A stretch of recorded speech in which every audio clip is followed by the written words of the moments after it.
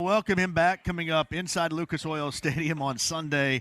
He is going to be inducted into the Ring of Honor. All I really have to do is say 87's joining us, but Reggie Wayne's on the Andy Moore Automotive Group hotline. Hey, Reggie, how are you?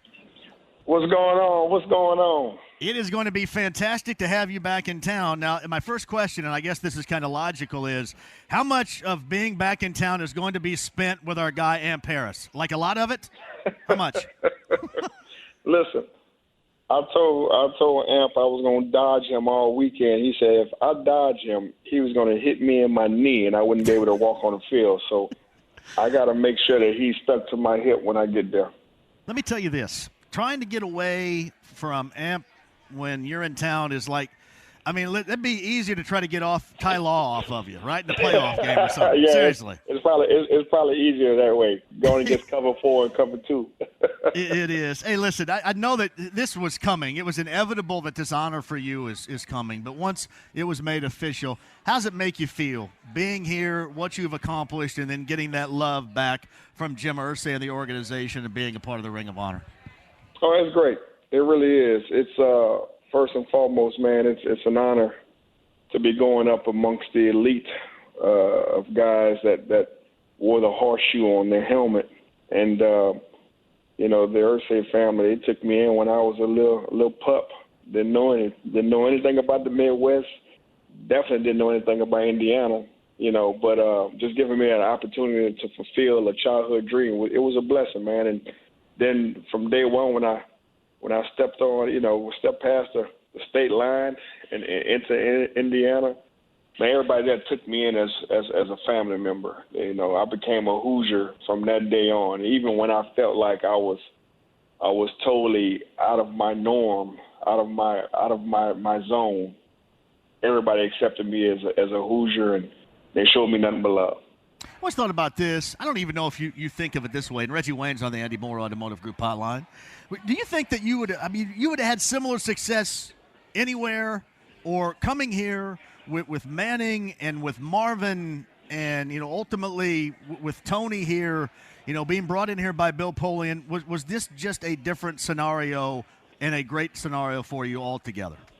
Well, first, it couldn't happen any better. I mean, I would expect to go anywhere and be productive. I mean, I bust my tail every day. Didn't matter where I would have went. It would have been the same intensity anyway. But as far as the scenario, man, it couldn't be any better. I had a quarterback. I had a running back and edge. I had a receiver, Hall of Fame receiver, and Marvin. So, I had guys. I had a Jeff Saturday to lead the O-line. So I had guys on that offense that I can look to and knock questions off of if need be, and that can lead me in the right direction if I was starting to go astray. So I had perfect examples ahead of me, as they would say, pillar guys who bleed blue, who wore the horseshoe for a long period of time. So that right there was a blessing in itself, being able to come into that situation, and I was able to just sit back and watch. I didn't have to be a vocal guy. All thing I was able to do was just sit back and watch and listen and try to go out there and do it the right way. So Reggie Wayne, he's going into the Ring of Honor on Sunday. It's going to be a great time, and he joins us on the Andy Moore Automotive Group hotline. When you were drafted, were you surprised when the Colts were the team that brought you in when you got that call from Bill? I'm assuming it was Bill. Maybe it was Jim. But were you surprised when you got that call, Reggie? Was I surprised? I talked to during the Combine and the Senior Bowl. I talked to every single team. I did an interview with every single team at that time, and it was one team I didn't have an interview with, and that was the Indianapolis Colts.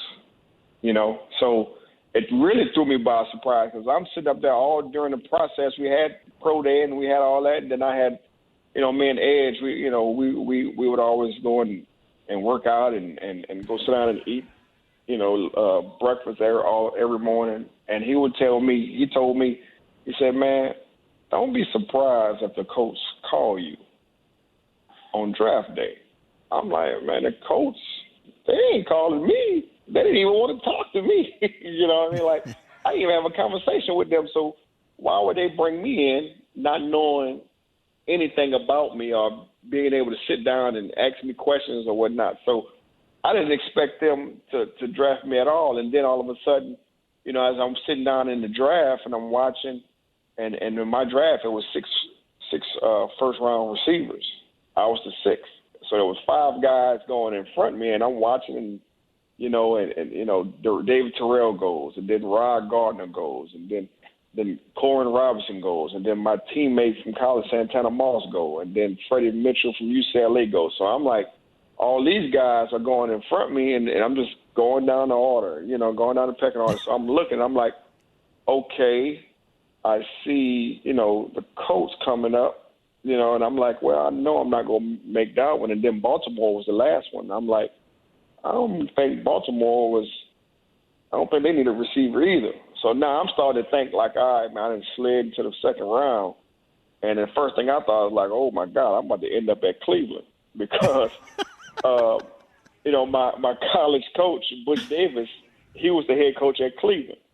I'm like, oh, Lord, I'm about to go to Cleveland, the dog pound. Now, they were better back then. I will say that. You know, they were a little better back then, you know, but, you know, so I had then kind of gave up on the first round a little bit. And then all of a sudden I'm sitting there and then my phone rings and it's a 317 area code. And I'm like, who in the hell is 317? You know? So, you know, everybody, I had like a little party or whatnot. So everybody see me looking at my phone. So, you know, everybody instantly started to get a little quiet or whatnot. And I'm like, y'all can carry on because somebody got the wrong number. You know what I mean? So I, you know, I answered the phone. I'm like, hello. And then it was Jim Moore. And then Jim Moore was like, hey, Reggie, you know, how would you like to be an Indianapolis Colt? I'm like, you sure? Yeah, yeah, I'm ready. I'm like ready yesterday, you know, and I told him I would love it. I would love to be an Indianapolis Colt. And then he said, well, congratulations. You know, we're going to call your name, you know, next. And we're going to, you know, say that you're going to be our first round pick. So I'm like, hold on, coach. Wait a minute. You know, I had the Miami Dolphins. They had already called me and told me that they was going to draft me, and they didn't draft me. You know, so I'd have been pump faked already, right? So I'm not really falling for this, but I'm not gonna smile until I see the commissioner by that podium and he called my name. You know what I mean? So, and you know, after that, I'm sitting up there watching. You know, because Miami Dolphins had just did this at the 20-something pick. You know, they told me it was going to draft me, and then they go up there to the podium, and then all of a sudden they get Jameer Fletcher from Wisconsin. I'm like, is this how this go? You know what I mean? So the commissioner goes up there. He says, with the 30th pick, the Indianapolis Colts select from University of Miami, Reggie Wayne. So then I was able to kind of exhale a little bit. You know what I mean? So, you know, that whole draft process was a little weird, you know, because, you know, I got pump faked. I got, by the Dolphins, you know. So, yeah. But hearing my name being called, man, it was a dream come true. It's Reggie Wayne. He's on the Andy Moore Automotive Group hotline. Ring of Honor celebration is going to be great coming up on Sunday. Let me ask you a couple of questions. What's Jim Irsay mean to you? Oh man, family. He's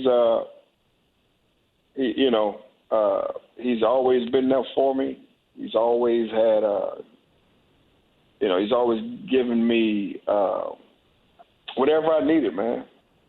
Since day one, there was never a time where there was any doubt that he would be there for me. You know, and not only him, his family, man. You know, his daughters. Like they've been awesome. You know what I mean? So, you know, I would run through a brick wall for Jim Irsay.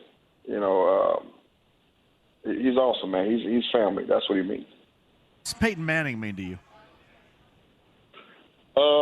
Peyton Manning, it means a lot. He really does. You know, I feel like I couldn't do it without him. I hope he feels the same way. You know, when I think of Peyton, man, there's nobody, and I say this all the time, there's nobody that I know in the world, okay, that prepares harder than Peyton. It's to the point to where I don't understand the dude sometimes. Like, all right, bro, you can relax. You know, I'm going to see him this weekend, and I'm going to ask him, man, are you able to relax now? You know what I mean? Because the dude prepares so hard. I really do believe that if his alarm clock is set at 7 a.m., he's got everything mapped out for the day. It's an itinerary right there on his nightstand. Like, alarm at 7, brushing my teeth at 7:05, putting my socks on 7:08. 7:10, I'm going to go down and eat breakfast. Like, his day is always prepared that way. That's how he operates. So every time I take my hat off to him because he made me prepare harder when it came to watching film and being on my P's and Q's whenever it came to the playbook, because I know he was going to be ready, and I didn't want to be that guy to not be ready because I know he was going to be ready. You know, so he's the number one preparer I've ever seen ever. What about Marvin? Oh, Marv, my dog. You know, Marv, he's one of those dudes that I would call a smooth operator. You know what I mean? Like, he's not going to say much unless you ask him.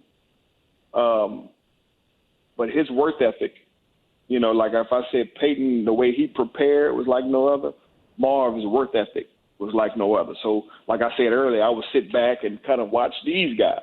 You know what I mean? One thing I realized in my first couple of practices, you know, was I'm watching Marv, and Marv never came out. He took every rep. He did it every single rep, even some with the backup quarterback. So that's when I'm like, okay. Now I say I got to get my conditioning up. You know, like I got to take every doggone rep from now on. You know what I mean? Because I want to do everything he did because I know he was good. I know he was one of the best even when I came in. I'm like, all right, this is what I got to do. You know what I'm saying? I got to take every rep. And so, you know, his work ethic was second to none. I don't think he ever got tired. And it's weird because the dude, he ate McDonald's and I know. And that tasty cake. Hey, Reg, that tasty cake, that stuff is just complete garbage, and he consumed that by the boxes. Man, he had a tasty cake rack full of tasty cakes next to his locker. And I mean, it was unbelievable. I'm like, dude, how do you stay so thin? Yeah, I wondered that too. Yeah, it's incredible.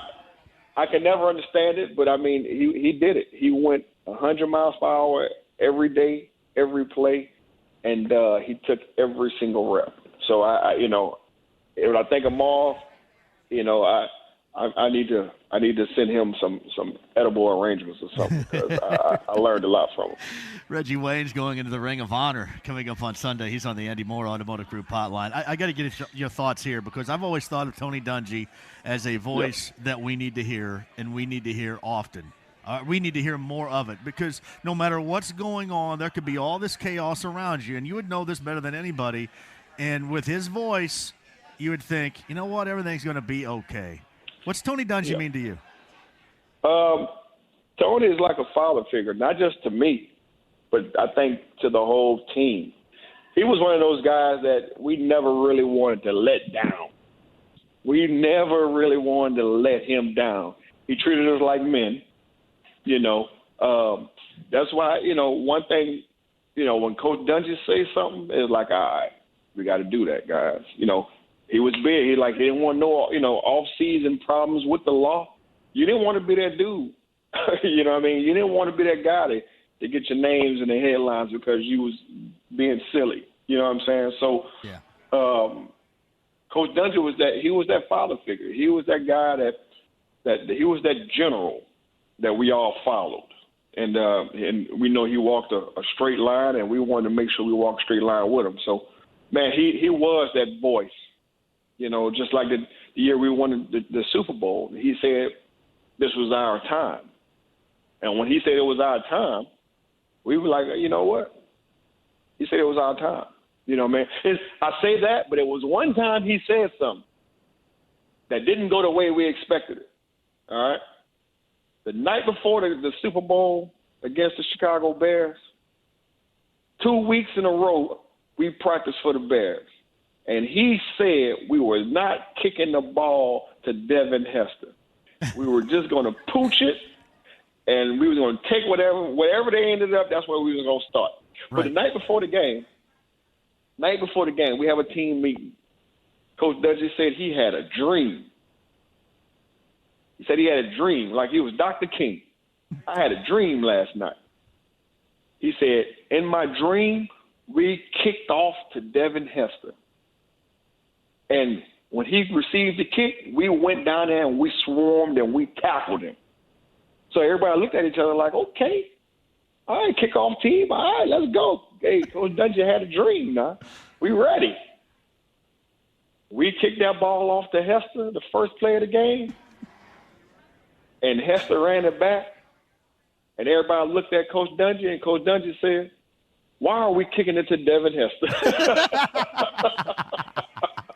You know, but that was the only time he was incorrect. But other than that, he was right on the money. Oh, it's Reggie Wayne, man, on the Andy Moore Automotive Group hotline.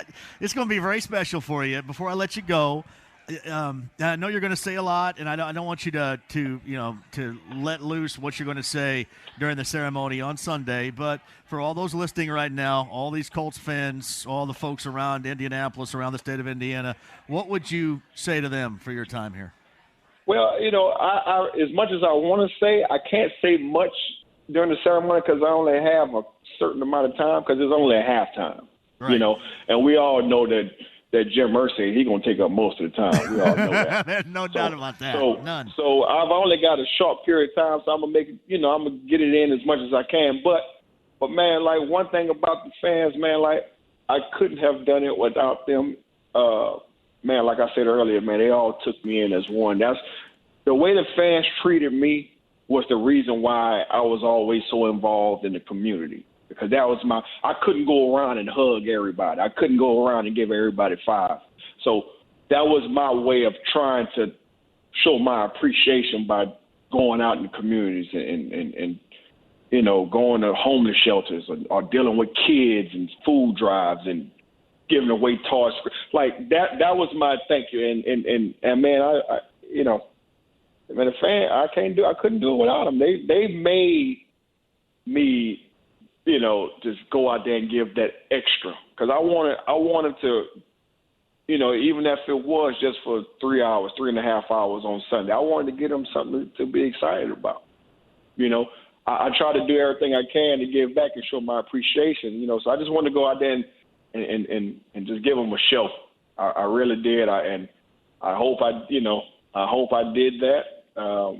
I know at times it could have been better, you know, but man, I owe them everything. I really do. That's why I always come back, man. I always come back as much as I can.